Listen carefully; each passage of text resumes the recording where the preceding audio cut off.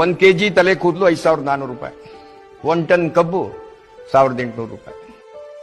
ನನಗನ್ನಿಸ್ತದೆ ಈ ದೇಶದಲ್ಲಿ ಕೂದಲಿಗಿಂತ ಕಬ್ಬಿನ ರೇಟ್ ಕಡಿಮೆ ಆಯ್ತದೆ ಅಂದ್ರೆ ನಾವು ಸರ್ಕಾರಕ್ಕೆ ಕೇಳಬೇಕಾಯ್ತದೆ, ಕೂದಲು ಗಿಡ ಇದ್ರೆ ಕೊಡಪ್ಪ, ಕಬ್ಬು ನಿಲ್ಲಿಸ್ಬಿಡ್ತೀವಿ, ಕೂದಲು ಗಿಡ ಹಾಕಬೇಕು ಅಂತಕ್ಕಂಥ ತೀರ್ಮಾನ. ರೈತರಿಗೆ ಅಂತ ಒಂದು ಮಾರ್ಕೆಟ್ ಇಲ್ಲ. ಆಮೇಲೆ ಯಾವುದೇ ಯೂನಿವರ್ಸಿಟಿಗಳಿಗೂ ಈ ಕೃಷಿ ಸುದ್ದಿನೇ ಇಲ್ಲ. ನಾನು ಮೊನ್ನೆ ಯಾವುದೋ ಒಂದು ಕಾಲೇಜ್ಗೆ ಹೋಗಿದ್ದೆ, ನನ್ನ ಕರೆದು ರೈತ ಸಂಘದ ಪರವಾಗಿ ಭಾಷಣ ಮಾಡುವಂತ. ಯಾರ್ಯಾರು ಊಟಕ್ಕೆ ಬೇಕು ಕೈ ಎತ್ತಿ ಅಂದ್ರೆ ವಿದ್ಯಾವಂತರನ್ನ ಎಲ್ಲರೂ ಎತ್ತಿದ್ರು. ಯಾರು ಹಳ್ಳಿಗೆ ಬರ್ತೀರಿ ಕೈ ಎತ್ತಿ ಅಂದ್ರೆ 3 ಜನ ಇತ್ತು. ಇದೊಂದು ಆಶ್ಚರ್ಯಕರವಾದ ಸಂಗತಿ. ಎಲ್ಲರಿಗೂ ಊಟ ಬೇಕಂತೆ, ಆದ್ರೆ ರೈತರು ಕೆಲಸ ಬೇಡ. ಇದೊಂದು ದುರಂತ ಈ ದೇಶದಲ್ಲಿ. ಉದಾಹರಣೆಗೆ ನೋಡಿ, ಕಾರ್ ತಗೊಳ್ಳಿ, ಅಲ್ಲೇ ಸ್ಥಳದಲ್ಲಿ ಕಾರ್ ಕೊಡ್ತೀನಿ ಅಂತ ಮೇಳ ಮಾಡ್ತಾರೆ.